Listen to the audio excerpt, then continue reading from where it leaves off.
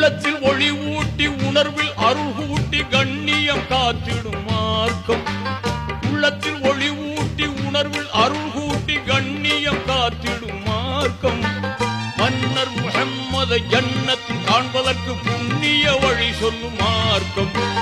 மன்னர் முஹம்மதை ஜன்னத்தில் காண்பதற்கு புண்ணிய வழி சொல்லும் மார்க்கம். தீனோரே கேளுங்கள், திருமறை வழி வாருங்கள்.